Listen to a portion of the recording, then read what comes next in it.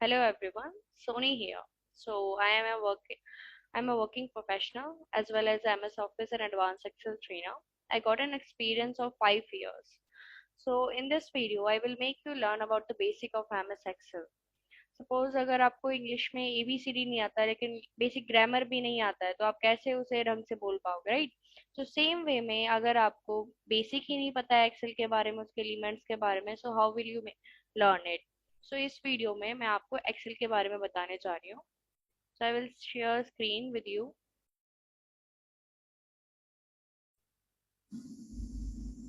तो आपको ये स्क्रीन आप दिखी होगी जिसमें मैंने कुछ शॉर्टकट कीज लिखी हैं जो कि नॉर्मली यूज में आती हैं. इसमें आप जब एक्सेल के साथ काम करते हो ना तो बहुत ज़्यादा शॉर्टकट कीज आपको यूज करनी पड़ती हैं. सो उसका इजी वे भी मैं आपको आगे बता सकती हूँ. सो what is workbook? So what is workbook? हमें पता है कि हम एक्सेल में काम कर रहे हैं, एक्सेल काम में काम कर रहे हैं, लेकिन वो जो बेसिकली है ना उसे हम बोलते हैं workbook. So workbook is a collection of worksheet. So what is worksheet? ये देखो, आप जब नीचे देखोगे तो आपको पता चलेगा कि मैंने shortcut keys, employ data, RA1 के नाम से ना कुछ ऐसे पेजेस बना रखे हैं. इनको एक्चुअली हम शीट्स बोलते हैं. सब जब हमारी बहुत सारी शीट्स मिलके एक वर्कबुक क्रिएट करते हैं तो एक्सेल का दूसरा नाम आप वर्कबुक भी बोल सकते हो. वर्कशीट क्या होती है? It is a collection of rows and column. So what is rows and column? So आप देखोगे कि ऊपर ABCDEFG लिखे हुए हैं जिनको हम कॉलम्स बोलते हैं, दे आर वर्टिकल. और अब आप देखोगे कि यहाँ पे ये रोज हैं, सो ये हॉरिजॉन्टल हैं. तो जब आप रोज एंड कॉलम्स को बनाते हो तो सेल्स बनते हैं और सेल से फिर आपकी कोई भी वर्कशीट बन जाती है. तो ये तीन स्टेटमेंट थी, इनके बारे में आपको जानना बहुत जरूरी है कि what is workbook, sheet, cell, क्योंकि नॉर्मली सब पूछ लेते हैं. नेक्स्ट हमें क्या है, इंट्रोडक्शन देना है. अब सपोज अभी मैंने इस फाइल को नाम दिया हुआ है, सो आपको शो हो रहा है basic and shortcut keys new Excel की फाइल पे. लेकिन अगर मैंने इसको नाम नहीं दिया होता तो इट शोज बुक 1. तो इसका मतलब जब तक आप किसी भी एक्सेल फाइल या किसी भी फाइल को अगर आप नाम नहीं देते हो, टाइटल नहीं देते हो, तो वो अपना डॉक्यूमेंट 1 या बुक 1 ही दिखाता है. सेम वे में यहाँ पे भी अभी अगर मैं सेव नहीं करती तो बुक 1 ही दिखाता. तो ये इसको हम बोलते हैं टाइटल बार. इट मीन्स कि जो भी आप टाइटल दोगे वो ही वहाँ पे शो करेगा. सेव कैसे करते हैं? शॉर्टकट की क्या है? F12. सबसे वेरी फर्स्ट कुछ भी आप यूज कर लो अपने सिस्टम पे, सबसे पहला काम आपको सेव करना ही होता है ताकि वो फाइल उड़े नहीं. तो मैंने इसको डॉक्यूमेंट्स में सेव किया है एज बेसिक के नाम से बस, और मैंने इसको सेव कर दिया. तो आप ये देखोगे कि अब वो रीनेम भी हो गई. ओके, सो इसको हम टाइटल बार बोलते हैं. अब आप ये देखो कि मैं अगर कहीं पे भी जा रही हूँ, मैं इस वाली शीट में आपको करके दिखाती हूँ, तो आपका F भी हाईलाइट हो रहा है, साथ के साथ 7 भी हाईलाइट हो रहा है. इट मीन्स कि मैं F7 पे खड़ी हूँ, F कॉलम एंड 7 रो पे खड़ी हूँ. तो ये चीज मेरी क्या है, इसको मैं बोलती हूँ सेल एड्रेस. सेम वे जो चीज मैंने यहाँ पे आपको दिखाई वो आपको यहाँ पे भी दिखेगी. सो what is this is the name box. Name box show करता है कि आपकी लोकेशन कहाँ है, आप शीट में कहाँ पे खड़े हो. तो this is called cell address. अब देखो ये पूरी की पूरी कोई भी रेंज मैंने पकड़ी है सिलेक्शन करके. शिफ्ट के साथ जब आप एरो यूज करते हो तो सिलेक्शन और इजी हो जाती है. मैं क्या चाहती हूँ कि अगर मैं कहीं पे भी खड़ी हूँ पूरी शीट में, किसी भी कहीं पे भी खड़ी हूँ, मुझे मैं अगर सोनी टाइप करूँ तो मेरे इस टेबल को फुल सिलेक्शन हो जाए. तो मैंने फर्स्ट ऑफ ऑल सिलेक्ट किया उसको और यहाँ पे जाके मैंने टाइप किया है सोनी, देन एंटर. ओके, अब मैं क्या गई, मैं शॉर्टकट कीज वाली फाइल में गई. अब मुझे याद आया मुझे तो वहां पे कुछ काम करना था. सो मैंने यहीं पे टाइप किया सोनी एंड देन एंटर. अब आप देखो वही वाली सिलेक्शन मेरी दोबारा आ गई.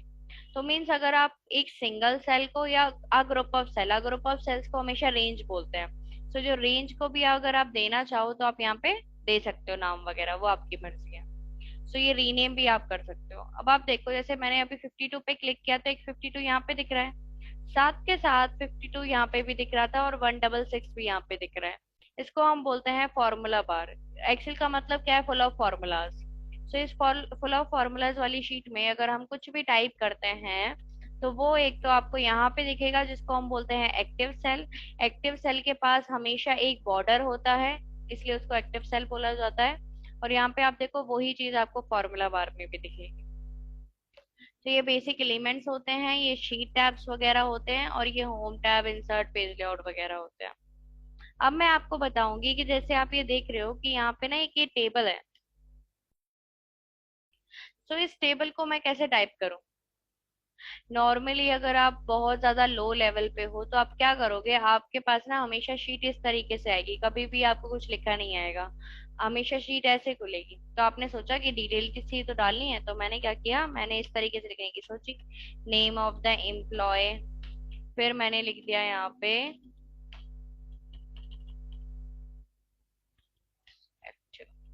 फिर मैंने यहीं पे डिपार्टमेंट, क्योंकि मैं इतने स्टूडेंट्स को मैं पढ़ा चुकी हूँ तो मुझे एक्सपीरियंस है कि ये गलती सबसे ज्यादा होती है जब कोई बिगनर होता है, बिल्कुल उसे बिल्कुल पता नहीं है।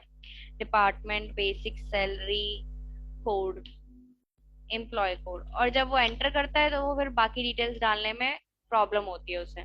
तो ये चीज क्या है, ये क्यों परेशानी होती है, क्योंकि हमें पता ही नहीं है हमें जाना कहाँ है लिखने के बाद। राइट, तो आपको क्या करना है, इतनी मेहनत ना करके आपने लिखा एम्प्लॉय कोड, कुछ भी लिख के टैब दबा दो, ताकि वो अपने आप आपको नेक्स्ट वाले बॉक्स में ले जाए। आपको कोई जरूरत नहीं है कि आप मूव करोगे इधर उधर, आपको बस टैब बटन दबाना है, आपके कीबोर्ड पे होता है। Then name of the employee, हमें उससे कोई फर्क नहीं पड़ना चाहिए कि हमारा टैक्स हमारे बी वाले कॉलम से आगे जा रहा है, वो सब एडजस्टमेंट हम बाद में करेंगे। Then department, and then basic salary. Okay, अब आप देखो, अब इनमें हम सेटिंग करेंगे कि ये मिसमैनेज जो हो रखे हैं वो ठीक हो जाए। सबसे पहले मैंने सिलेक्शन की है शिफ्ट के साथ। अब एक शॉर्टकट की मैं आपको यहाँ पे बताती हूँ, Alt H O I। Alt HOI का मतलब है, ऑल्ट मीन्स ऑल्ट तो आपके कीबोर्ड पे होता है, H फॉर होम, और O फॉर आपका format, and I for Autofit. मैं आपको एक और बार करके दिखाती हूँ यहाँ पे। अगर मैं होम पे जाती हूँ तो आप देखोगे कि यहाँ पे फॉर्मेट है और ऑटोफिट कॉलम विद है, वही चीज मैंने शॉर्टकट की के साथ की जो कि थी Alt H O I, Autofit के लिए, Autofit column with. Okay, same way में आगे मैं कोड डाल रही हूँ। अब देखो, बिगिनर के लिए ही हम कर रहे हैं यहाँ पे, तो आप देखोगे कि कोई भी होगा तो इस तरीके से टाइप करना स्टार्ट करेगा। लेकिन अगर इतनी ही मेहनत करनी पड़ जाए तो एक्सेल का यूज क्या है। सो हमें क्या करना है, ये जो सीक्वेंस ऑर्डर में हम चीजें लिख रहे हैं ना, ये हम टाइप नहीं करेंगे, ये हम एक फॉर्मूले के थ्रू करेंगे। और एक जो मैंने ये दो चीजें लिखी हैं बस इसके बारे में।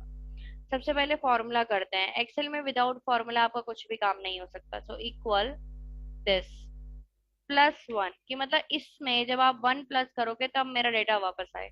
एंटर, आ गया। और जब ये ब्लैक प्लस आता है तो आप इसे ड्रैग भी कर सकते हो, तो आप देखोगे सारा सीक्वेंस ऑर्डर में आ गया। ये तरीका अगर किसी को टफ लगता है तो सिंपली पहले आप लिख दो कि इसके बाद ये आना चाहिए, एक लिखने के बाद दोनों को सिलेक्ट करो एंड देन ड्रैग, तब भी सेम काम होगा। ओके, तो यहाँ पे मैं ये नेम्स कॉपी कर रही हूँ, control C for copy, and control V for paste, तो आपका ये हो जाएगा। ओके, नाउ मैं आपको शॉर्टकट की इसके साथ ही कुछ करके दिखा रही हूँ। यहाँ पे डिपार्टमेंट वगैरह भी मैं यहाँ पे कॉपी कर लेती हूँ, control C and control V ही हमारे सारे ऑप्शंस होते हैं, तो उसी से सारा काम हो जाएगा। अब मैं यहाँ पे हेडिंग और ये जो नीचे डेटा है इन दोनों को अलग करूंगी through different different formatting options.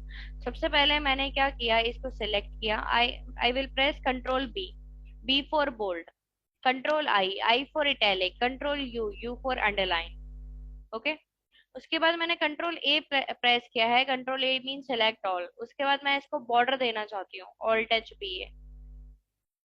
मतलब नॉर्मली आपको ये याद रखना है कि एक्सेल में जितनी हो सके शॉर्टकट कीज का ही यूज करें, उससे ज्यादा प्रॉब्लम नहीं होती है हमें करने के लिए। नाउ अब मैं इसके साइज थोड़ा सा बढ़ाना चाहती हूँ, जो ऊपर वाली रो है बस उसी का, control Shift greater than, sorry control Z, just a minute. आप कंट्रोल Shift ग्रेटर देन की आपकी ठीक है, बस आप इधर से यहाँ पे यूज कर सकते हो। सेम वे है अगर आप लेस भी करना चाहो इसमें। हम्म,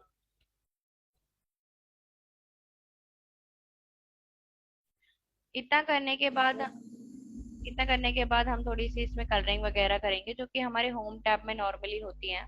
अब आप देखो इस कैलिबरी में जब आप करोगे ना तो आपको देखो टेक्स्ट में कितना फर्क शो होगा। अगर मैं कंट्रोल A करके यहाँ पे यूज करती हूँ एरियल ब्लैक जो कि नॉर्मली यूज होता है, तो हमारे टेक्स्ट में कितनी बोल्डनेस आ गई।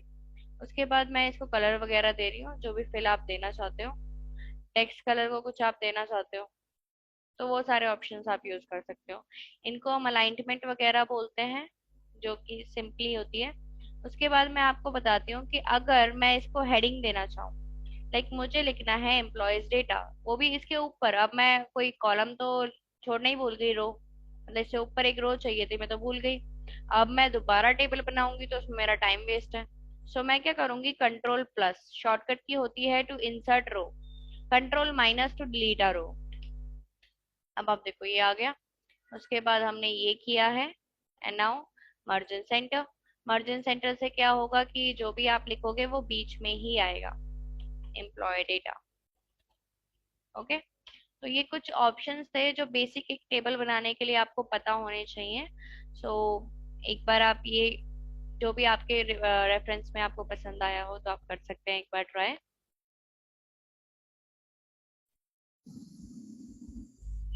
Thank you for watching this video and subscribe our channel for more, and thanks for watching this video and be connected with us for more interesting videos. Thank you.